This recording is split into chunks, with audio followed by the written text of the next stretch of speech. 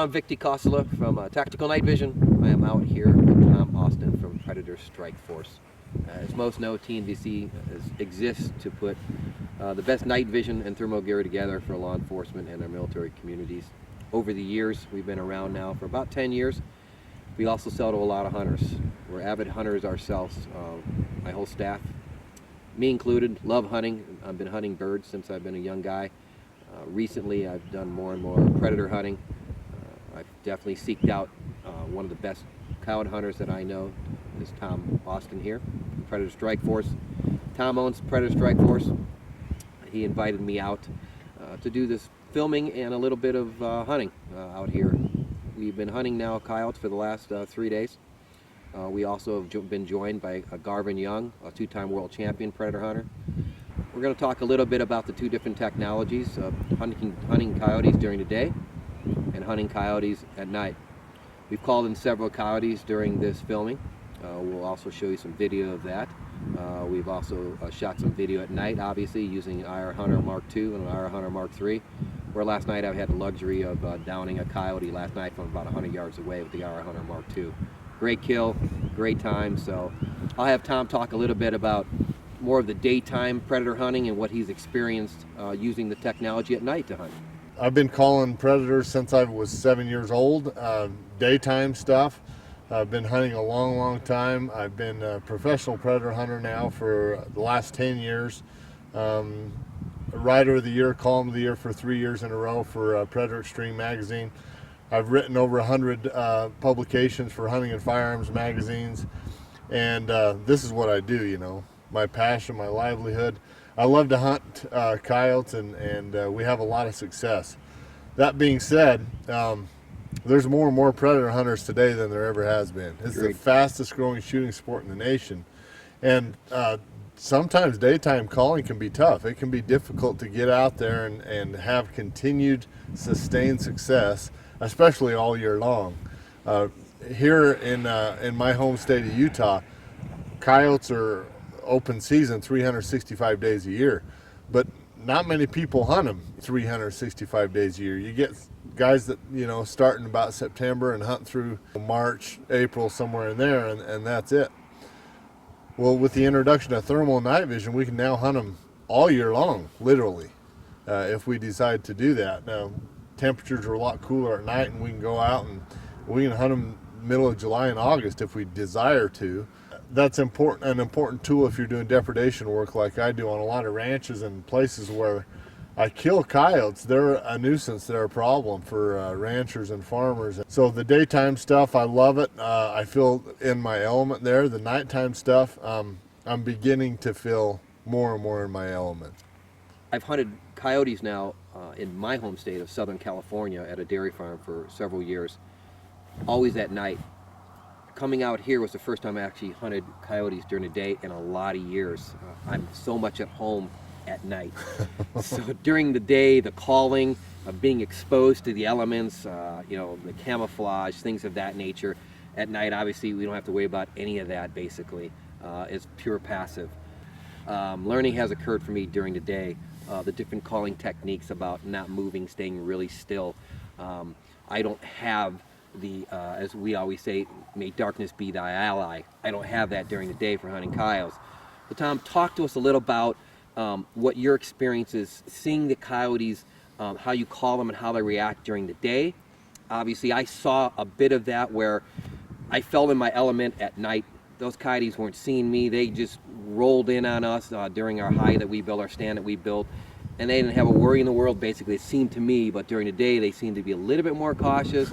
At night, they just kind of came on and moseyed in, yeah. You know, still getting, you know, doing an end around, getting in the wind. But talk to us a little about what you've seen between calling and actually working day versus night with coyotes. So the first thing in a daytime scenario, the first thing I look for is where do I hide the truck? If I can't hide the truck, there's no point in even stopping. You don't have to worry about that at night at all, which is crazy to me. It's still mind-boggling that we can sit at the truck at night and don't even have to worry about that. So that really opens up your calling terrain. in the day, you're limited to where you can call and what you can call because of that specific reason. The truck has to be hidden. So that's the first thing I look for. Then when I go to an area, I got to sneak into the stand.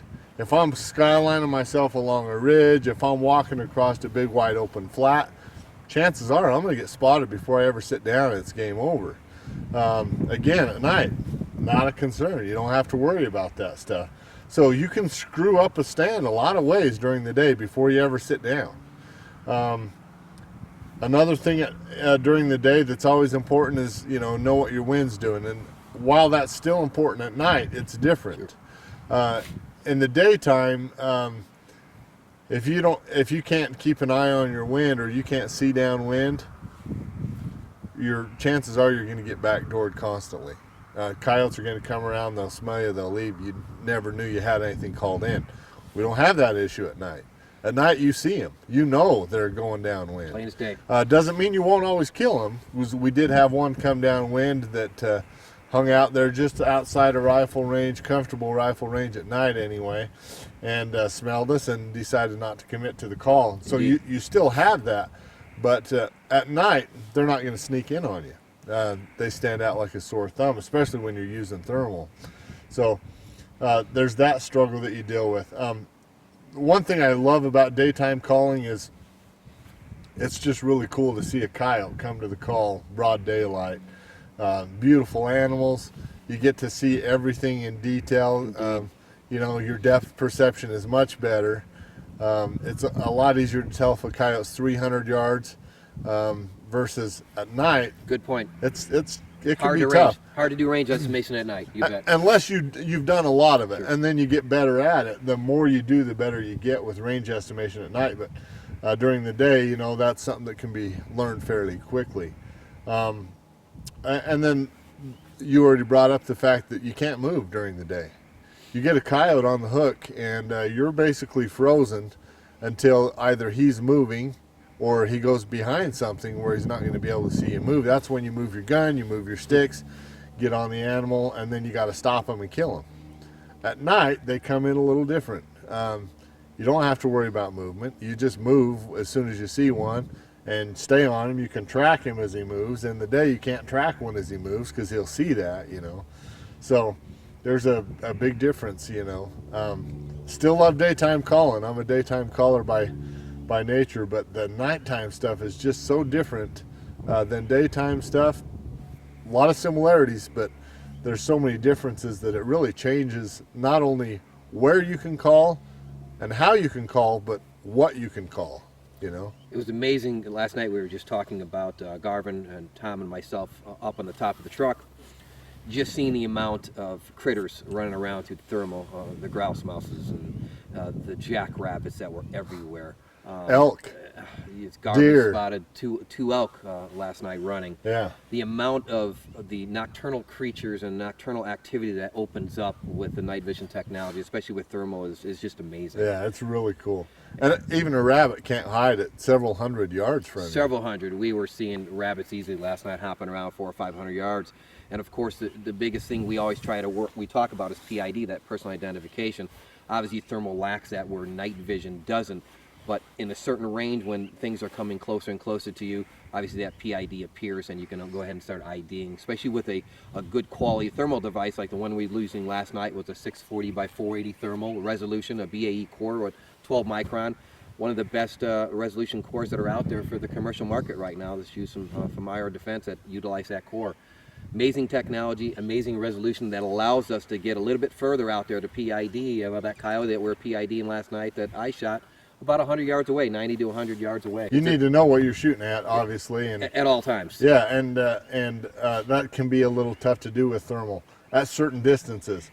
Thermal, you can get facial recognition with thermal within certain ranges, but it's got to be pretty darn close. Very close. So last night, perfect example, the coyote that I spotted originally was about 200 yards out, maybe 225, somewhere in there, sitting right in front of a tree, staring right at me. We have it on film, you will see here. Big black dot, basically, of his head. Whispered to both Garvin and Tom, I think I have a coyote here at my 12 o'clock. and don't remember the caller you're using. Go ahead and explain how we called them in from them on this hunt then. Yeah, this particular hunt, all I did was some howls on a hand call. Foxborough hand call, just did some lone coyote howls. And then when we saw him, I started lip squeaking just with my voice. That's all it took. Yeah, you'll see in the video he traversed to my right to about my 2 or 3 o'clock. Still traversing. He did lip squeak, and then finally at about 100 yards away he got him stopped. I was on him, barked him the whole. I was on him the whole way. You'll see in the video, following him. As soon as he barked him, stopped. The shot was actually with a 243 Garvin's 243 I was using, unsuppressed. And, great gun. We nailed him. You see right on top shoulder. So great experience. Great video. Great to see how the coyote was reacting. You could see what he was trying to traverse to get downwind of us, what Tom was just talking about. Overall, a great hunt. So, once again, technology last night really paid off. The 12 micron core, the thermal technology paid off. But once again, we still had to get the coyote to a PID, to a distance that we understood what he was and what we were actually shooting. Yeah, I'll share some video with you of a coyote I called in through some cattle at night using a Mark III.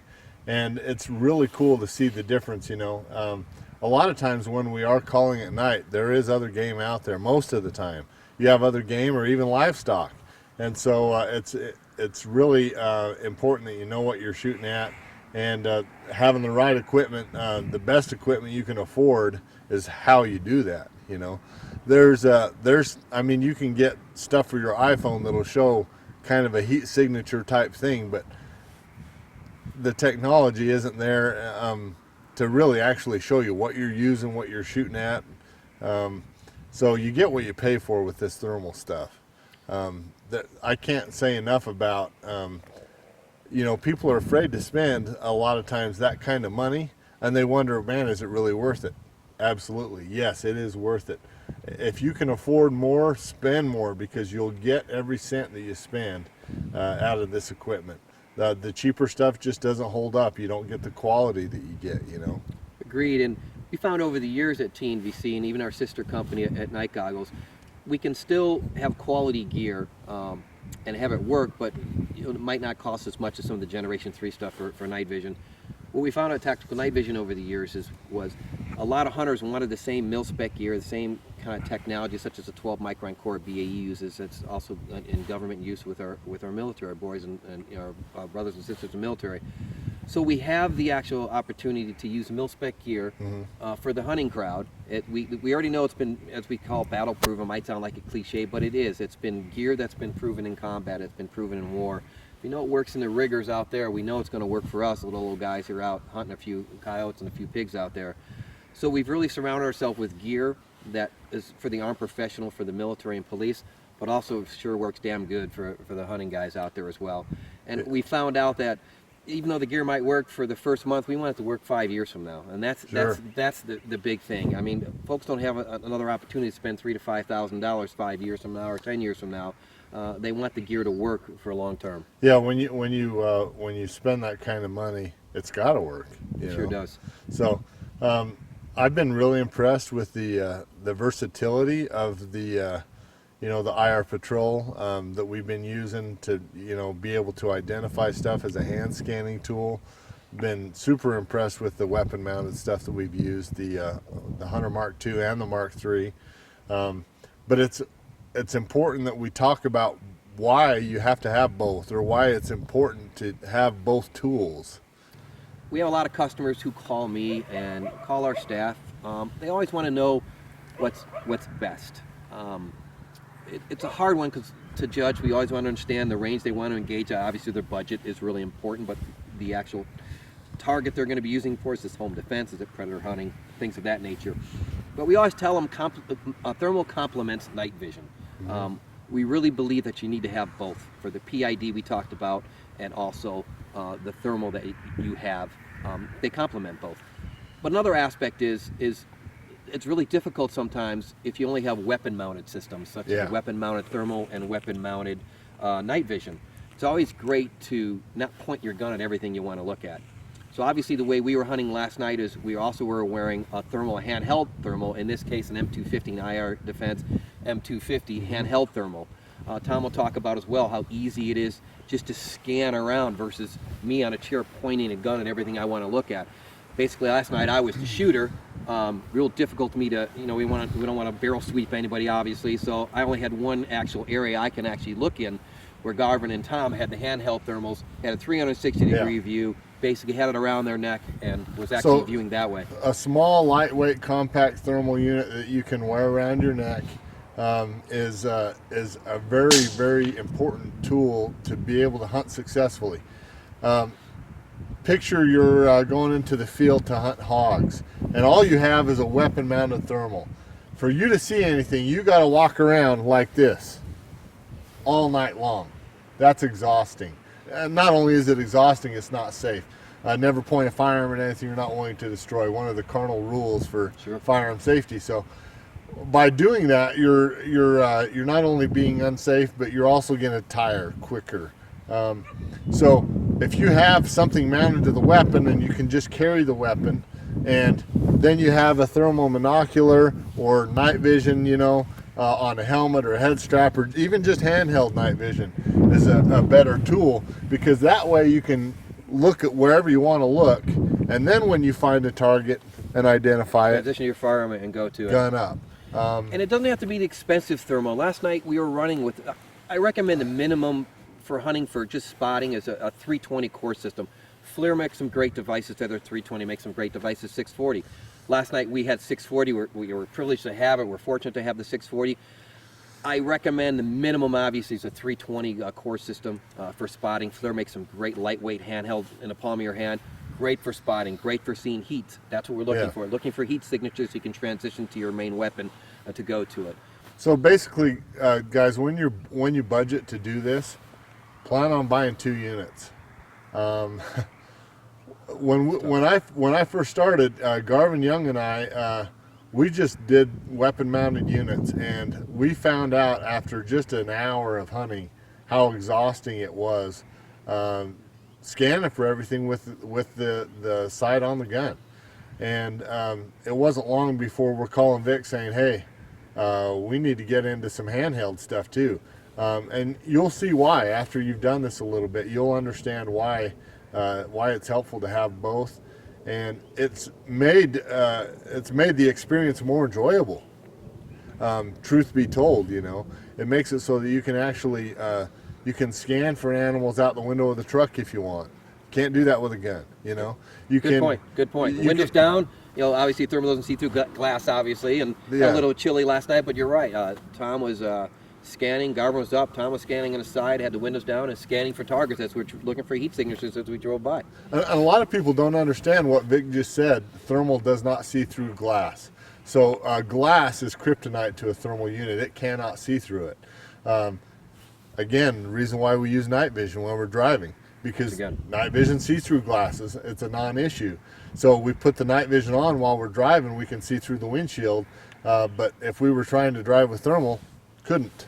It's a good point. I know some of you might be veterans listening, and we knew that all right. But a lot of new folks just don't know. We're kind of here explaining technology.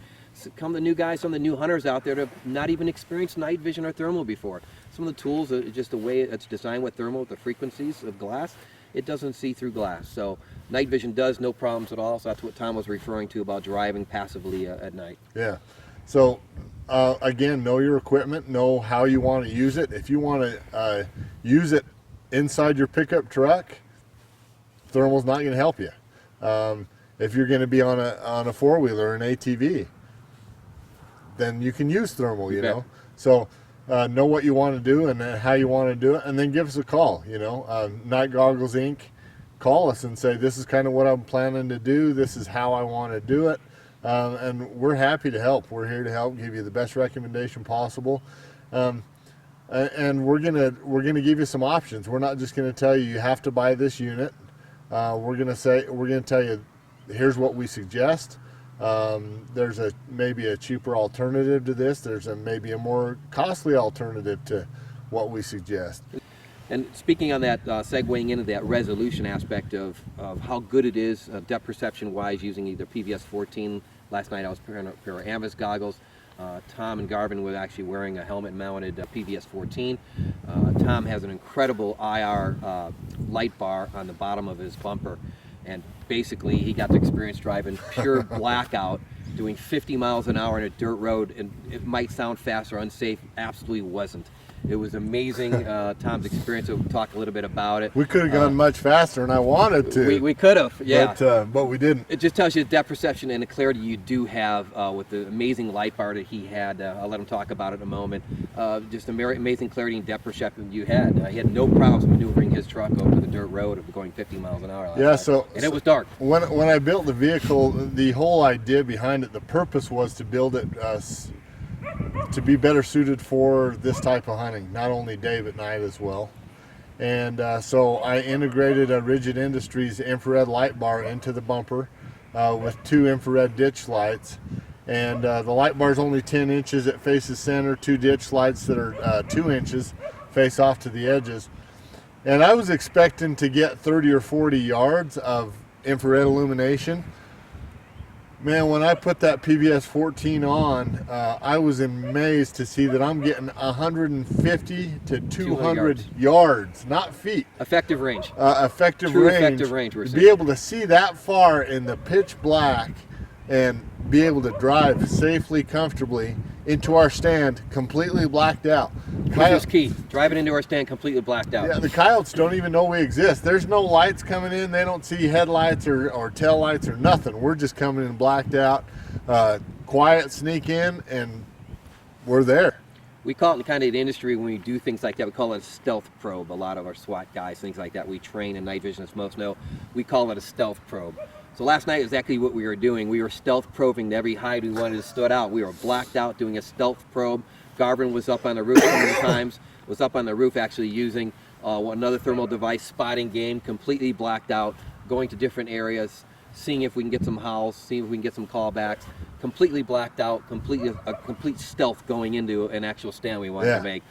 Complete game changer to do things like that, obviously. Yeah, coyotes don't even know you exist in the world. So not at all. That's important. If a coyote knows you're there, he may be leery to come to the call, regardless of day or night. If he knows you're there, it may trigger just enough response that he's going to leave.